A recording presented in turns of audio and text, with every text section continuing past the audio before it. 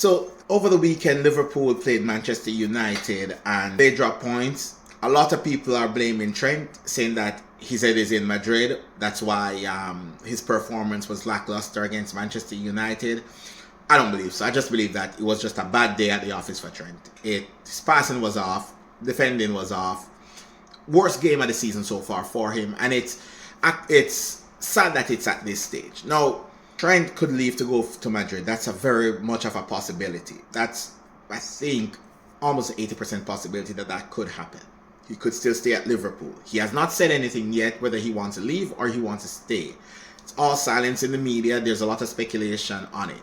Now, if Trent leaves for Real Madrid, will that damage his legacy as a Liverpool legend? Spend some time to think about it, and I think it would put a highlight on the club more than, say, Trent. For one, Trent should not be in this position. Not just Trent, but Salah and Van Dijk, with 6 months left on their contract, and the club is nowhere closer than where they were in the summer of signing up these guys to a new deal.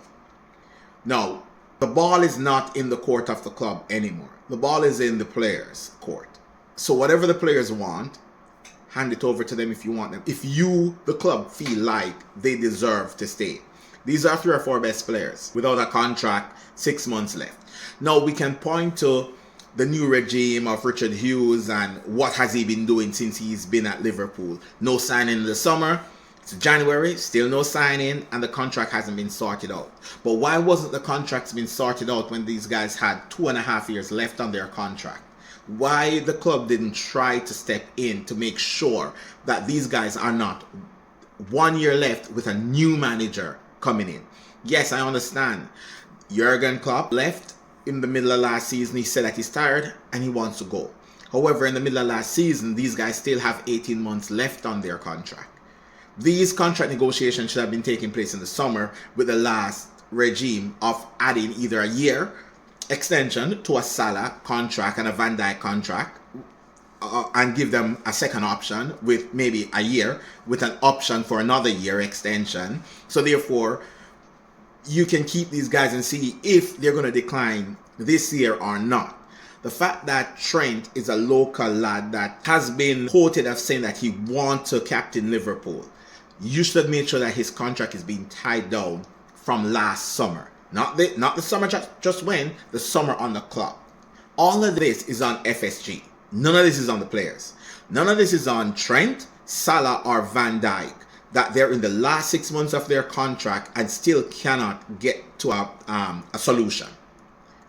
This is, for me, if Trent, Salah, Van Dijk doesn't stay and they leave the club, this is strike 3.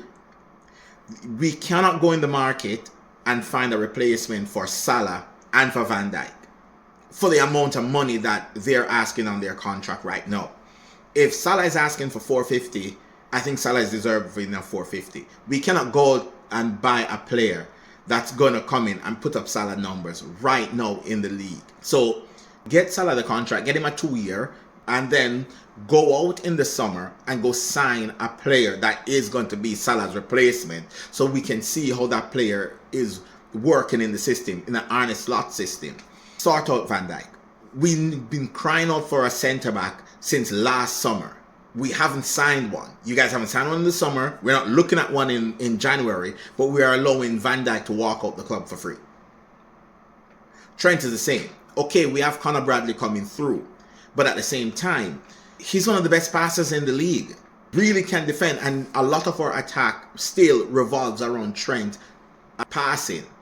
Now, if that's the case, the club needs to step out, need to get out there and get these deals done and bring other players in so we can get Arne Slot over the line where we can win multiple trophies this season. If the club failed to sign anybody in January and failed to renew any of these contracts in January, well, we have to look at the ambition of the club. Do the owners want to win? Does FSG want to win? If Trent, Van Dijk and Salah is allowed to leave without any proper investment in January, then the ambition of the club is FSG does not want to win. Champions League money is in, it's good. We are in a state right now as Liverpool where we're in the semi-finals of the League Cup. We're top of the Premier League and we're top of the Champions League. Any club with an ambition to win would make sure that their top players are sorted and also that they're bringing reinforcement in to cover. We need a left back. It's been a problem all season. We need centre back cover. We need midfield cover, especially the defensive midfield role cover. And we need an attacker because we can't count on Jota for the rest of the season because he's injury prone. And we know what Darwin Núñez is. To the point where we're playing one of our left winger as a striker and the other left winger on left wing. So if anything happens to them, that's it. So we're short on the left wing, short on the right wing, short in defensive midfield, short in centre back because, okay, Konate is back, but Joe Gomez is out. If Konate picks up another injury again, that's Kwanzaa coming in with no backup. And if the coach does not want to play Tsimikas, get rid of Tsimikas and go get us a left back. This is what any club with ambition would go out and do to make sure that the manager that you just hired that is overachieving because he's achieving more than what you expect him to achieve, to just get it over the line because we're not sure what's going to happen next season. Manchester City will not be this bad next season.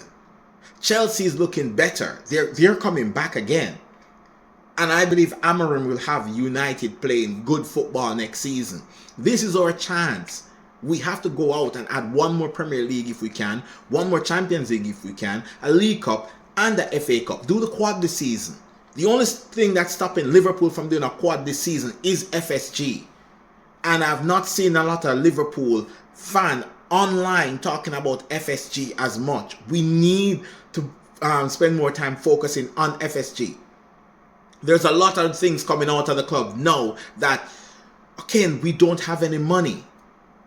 We can't give these guys a contract because we don't have money. We bid 100 mil for Caicedo a couple seasons ago. We got in, who did we get in? Endo. For a fraction of the cost. Where is the rest of the money for Caicedo? Where did that money go? In the summer, we made a profit in the transfer window. Where is the investments? Right? Where is the salary replacement? Because you know that he had less than a year on his contract when you came in. Where is the Van Dijk replacement? You know he had less than a year on his contract when you came in. And you can't go and say that, okay then, you bring in some dude from the Serie A that can't stay fit. That's not a replacement.